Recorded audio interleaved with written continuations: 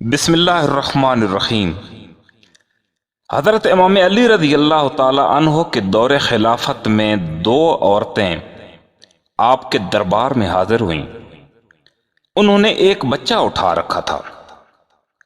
آپ رضی اللہ تعالی عنہ نے ان سے آنے کی وجہ پوچھی تو حیران کن معاملہ سامنے آیا۔ ایک عورت کہتی تھی کہ یہ بچہ میرا ہے، جبکہ دوسری عورت کہتی تھی کہ یہ بچہ میرا ہے۔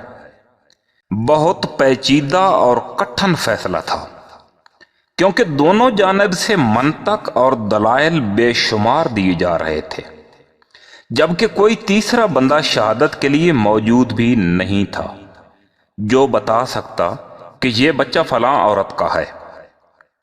آپ رضی اللہ تعالی عنہ نے کچھ دیر سوچا اور پھر جلاد کو بلا لیا اور اس کو حکم دیا کہ اس بچے کو تلوار کے ساتھ درمیان سے کاٹ دو اور آدھا آدھا کر کے دونوں عورتوں کے حوالے کر دو۔ جب بچے کو نیچے رکھا گیا اور جلاد نے تلوار چلانے کی تیاری کی تو فوراً ایک عورت چیخ کر بولی، نہیں، بچے کو مت کاٹیں، بلکہ میں یہ بچہ بخوشی دوسری عورت کو دیتی ہوں۔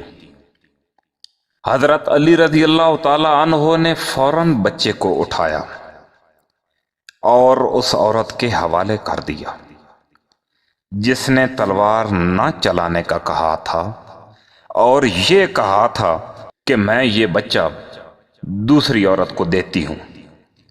حضرت علی رضی اللہ تعالیٰ عنہ نے فرمایا، میں نے بچے پر تلوار نہیں چلوانی تھی، بلکہ صرف یہ معلوم کرنا تھا کہ اس کی اصل ماں کون سی ہے، کیونکہ حقیقی ماں کبھی اپنی آنکھوں کے سامنے اپنے بچے کو تلوار سے کٹتا نہیں دیکھ سکتی۔